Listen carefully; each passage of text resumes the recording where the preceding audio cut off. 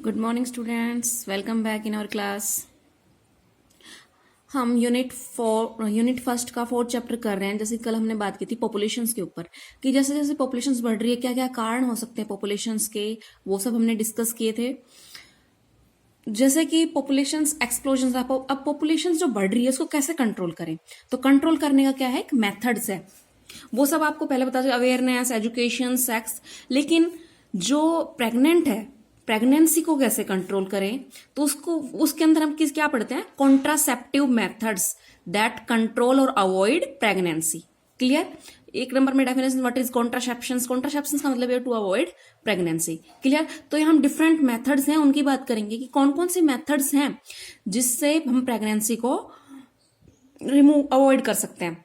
तो जैसा कि आप जानते हो कि ये सारी प्रेगनेंसी मेनली फैक्ट्स किस पे है, जैसे कि हमने बात की थी पॉपुलेशन से कि भाई पॉवर्टी, गरीबी हो जाती है, लोगों को एजुकेशन नहीं मिलती, हाउसिंग की प्रॉब्लम आती है। तो इन सब के होते हुए क्या करना है, हमें प्रेगनेंसी को क्या करना है, कंट्रोल करना है।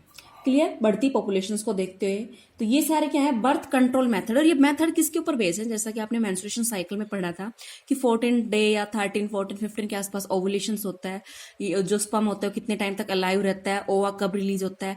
तो वो उन सब को कंट्रोल करने का एक मेथड है। दो तरीके से है, देखो, artificial methods and natural method. Natural method में देखो क्या होता है, कैलेंडर या फिर रिदमिक। एक मेथड होता है कैलेंडर या रिदमिक।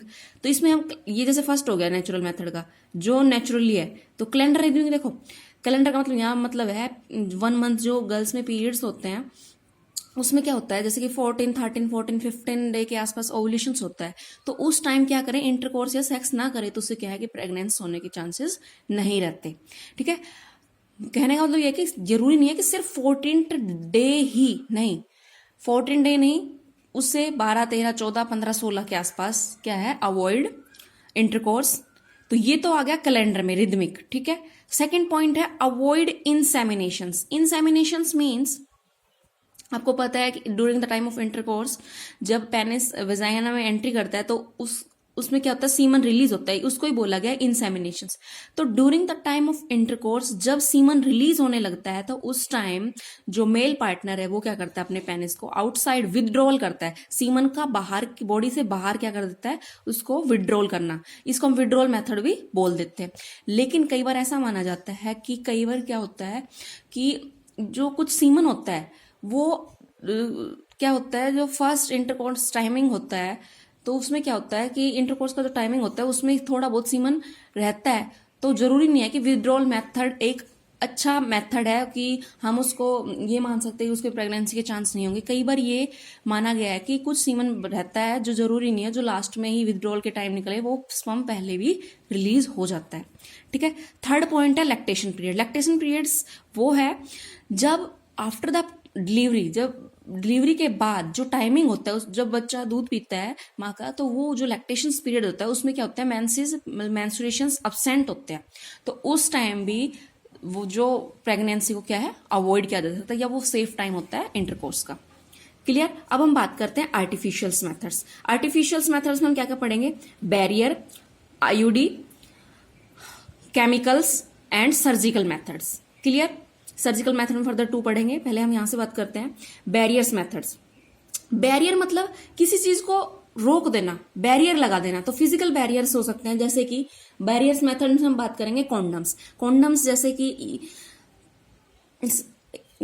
एक बार कॉन्ट्रासेप्टिव्स हैं, वो हम क्यों यूज करते हैं, क्योंकि वो इजिली अवेलेबल होते हैं, इफेक्टिव होते हैं, उनका कोई साइड इफेक्ट्स नहीं होता और ये इजिली बर्थ को कंट्रोल करते हैं, इसलिए कॉन्ट्रासेप्टिव मेथड्स को हम यूज करते हैं। तो उसमें जैसे कि बैरियर है, कॉन्डम्स वगैरह, ये इजिली अवेलेबल्स होते हैं। ठीक है।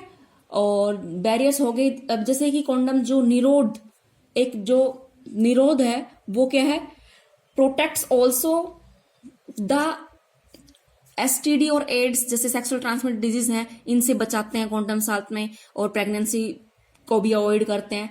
तो ये जो हम कॉन्डम्स वगैरह यूज करते हैं, तो ये क्या है कि प्रेगनेंसी को अवॉइड करते हैं, साथ में एसटीडी सेक्सुअल ट्रांसमिटेड डिजीज को भी अवॉइड करते हैं। ये दोनों मेल और फीमेल दोनों ही अवेलेबल होते हैं मार्केट में, जैसा कि आप डायग्राम देख रहे हो। This is the male condom, this is the female condom. Male condom है वो क्या है, जो मेल होता है उसकी पेनिस पर अप्लाई, पेनिस पर क्या, इसको पेनिस को कवर कर ले जाता है, फीमेल कॉन्डम क्या है उसकी वजाइना को कवर कर लेता है, जिससे कि स्पर्म की एंट्री ना हो। मेन प्रेगनेंसी का मतलब ही क्या होता है, प्रेगनेंसी क्या होता है, जब मेल और मेल का स्पर्म और फीमेल के जो ओवा दोनों क्या होते हैं आपस में फ्यूज होते हैं। तो ये क्या, हमें उस फ्यूजन को फर्टिलाइजेशन एंट्री करने को दोनों मिल ना सके, उस चीज को ही रोकना है। क्लियर। उसके बाद आते हैं डायफ्राम। ठीक है, ये कैप्स टाइप होते हैं, वॉलेट्स होते हैं, जैसा कि आप डायग्राम में देख रहे हो। डायफ्राम, सर्वाइकल कैप्स ये फीमेल के वजाइना में लगा दी जाती हैं, वोल्ट कैप, तो जिससे कि उनकी एंट्री ना हो। क्लियर। उसके बाद आता है नेक्स्ट पॉइंट, आईयूडी। आईयूडी क्या है, इसकी डेफिनेशन फुल फॉर्म क्या है, intra uterine device. Intra uterine device कोई ऐसा डिवाइस जो यूट्राइन में फिट कर दिया जाता है और जिससे कि प्रेगनेंसी अवॉइड की जाती है। ये जैसे कि इसका हो गया कॉपर टी। कॉपर टी क्या होता है, एक टी शेप का होता है, जैसा कि आप देख रहे हो, ये टी शेप का होता है। क्लियर। इससे क्या होता है कि जो टी शेप का है ये फीमेल की वजाइना, फीमेल में क्या होता है, यूट्रस में इंसर्ट कर दिया जाता है टी शेप। ये कॉपर टी, कॉपर 7, तो ये 7 नंबर शेप ऐसे होता है। तो ये क्या करता है कि एंट्री नहीं होने देता और जो कॉपर आयंस होते हैं वो रिलीज होते रहते हैं, जिससे स्पर्म क्या होता है, इमोबाइल, स्पर्म क्या है वो मोबिलिटी उसकी कम हो जाती है, वो मूव नहीं कर पाता। क्लियर। उसके बाद है केमिकल पिल्स।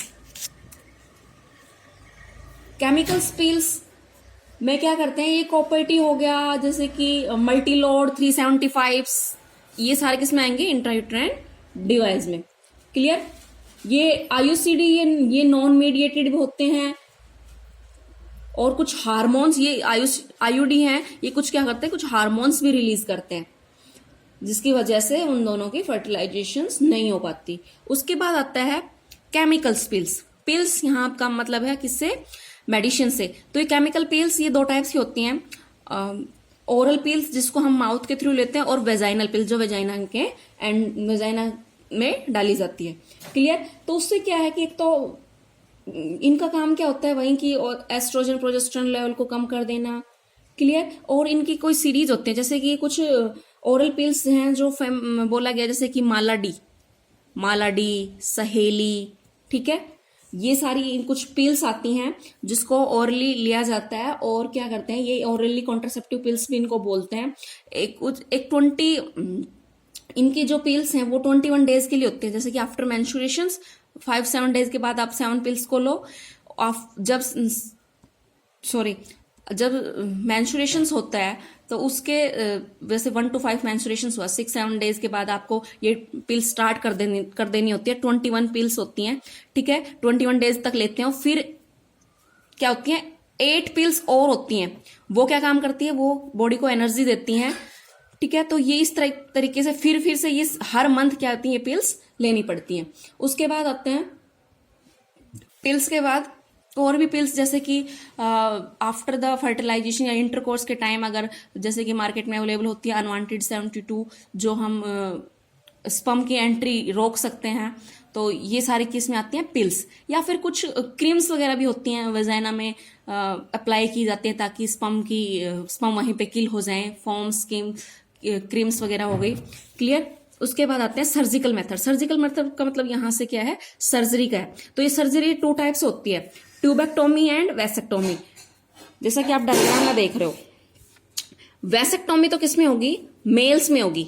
ठीक है, क्योंकि इसमें वास डिफरेंसिया प्रेजेंट होता है। तो देखो आप यहाँ पे ये वास डिफरेंसिया प्रेजेंट होता है। अगर यहां से इसको कट करके बाइंड कर दिया जाए, ठीक है, कट करके इसको दोनों को कट किया और फिर अलग अलग इनको क्या करते हैं, बांध देते हैं। तो यहां से क्या होते हैं, आपको पता है ये टेस्टिस है दोनों साइड, तो टेस्टिस क्या रिलीज करती है, स्पर्म रिलीज करती है। अब स्पर्म यहां तक जाएगा ही नहीं पेनिस के थ्रू, यहीं से इसकी एंट्री रुक जाएगी। तो ये क्या हो गया, सर्जिकल मेथड होता है, इसको बोलते हैं वैसेक्टोमी। उसके बाद आता है ट्यूबेक्टोमी।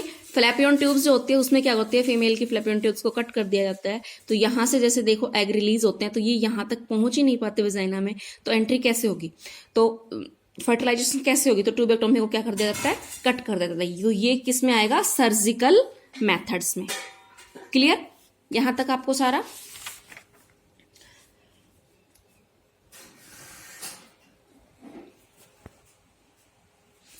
नेक्स्ट क्या है कि एक तो जो भी आपको प्रॉब्लम्स आ रही है वो आप मुझे प्लीज कमेंट बॉक्स में बताएं, और साथ में अपना डेली का साथ साथ जो भी आपको टॉपिक कराया जाता है, हालांकि मैं सारा ही टॉपिक कवर करती हूँ, लेकिन आपको क्या करना है, बुक से उसको डीपली पढ़ना है। हर जो भी टॉपिक आपको डेली का डेली कराया जाता है, साथ साथ आपको बुक से भी उसको एक बार रीड आउट करना है। क्लियर? अपना टाइम वेस्ट नहीं करना है। Okay, have a good day.